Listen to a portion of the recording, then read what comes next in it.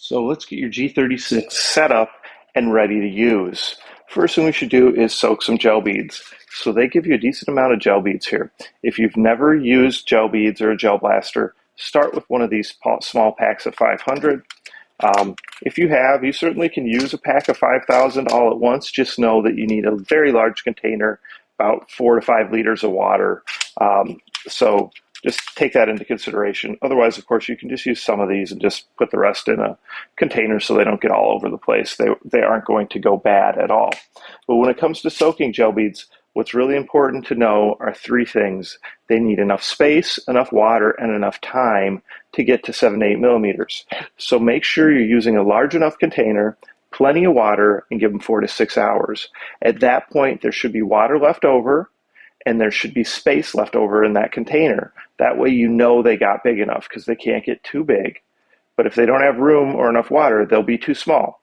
So if you got some water left over, some space left over, drain them out, and then you can store them in airtight containers for up to a couple weeks. I just use these type of reusable containers because I get them from a lot of different things. So, and then you're good. Never store them in the magazines. Make sure the magazines are empty when you're done.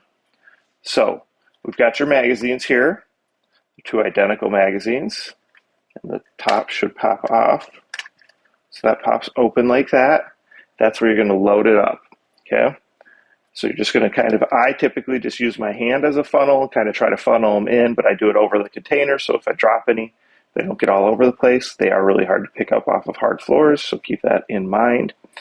When you're done, make sure that you shake any extra ones out and even push this little button here and give it a few good whips. That way, if there were any in the feeding tube, they're going to be out of there too. So even when you're shooting this, all blasters, all brands, all models, you think you shot the whole magazine, you'll still see there's a couple in here that didn't get sucked up. Not a big deal. You just want to shake them out. So there's a couple tricks. First thing you can do is flip the blaster upside down, give it a few shots, see if that gets the last ones out. But even if you do that, still, when you take the magazine off, make sure that you empty any extra ones, push that button, give it a few whips, and then just leave the magazine open like that somewhere so it gets a chance to air out. That's a best practice, all right? So let's go ahead and let's put this magazine on and let's talk about where it goes, right? Just slides right in here to the mag well. Very easy. And there's your magazine release. So you can see how easy that is. It's nice that they give you 2 of these so you can have a backup one ready to go. And this can connect right here and click together. So it just clicks together like that. And then you can have 2 of them together and they can snap on, which is pretty cool. So we'll put that to the side while we talk about the battery.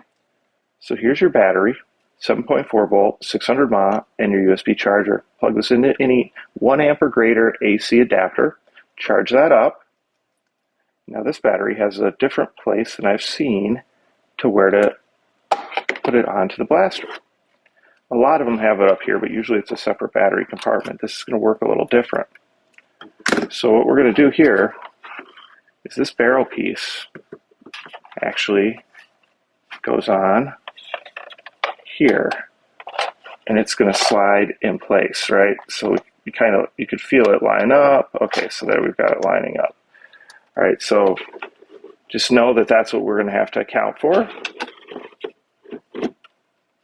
And what I do then, plug the battery in. I'm just going to kind of tuck the battery in here while we get this lined up.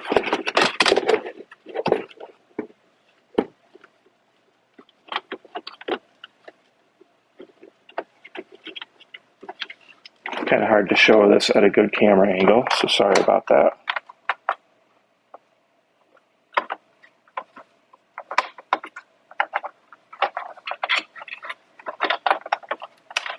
All right, so there we go. Just kind of make sure everything's lined up. The wires are out of the way. And it is definitely easier than I'm making it look. All right, so got that clicked in. So once that clicks in there, you can see the batteries there. It's in there fine. It's actually a lot easier than I made it look, but that's how that works. So that's how you're going to switch that out. We go ahead and turn it here. All right, we can hear that it's working.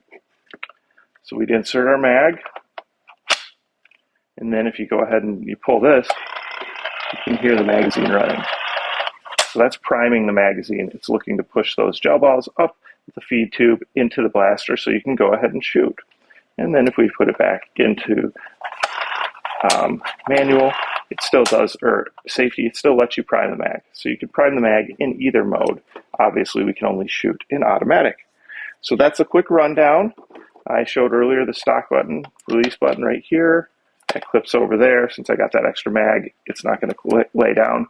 But if it wasn't, it would click on here and it would stay there and lock in place until you put it off, take it off again. So there you go.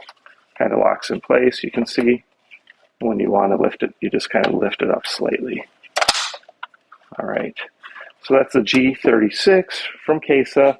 I didn't load that with gel balls yet since I'm not ready to shoot, and you just don't want to leave any gel balls in here until you're ready to use it. So check back, I'll put a demonstration video and we'll test the FPS and see how hard it's shooting. Lastly, you've got this little blue tip you can put on the end, and that just pushes on the end right there.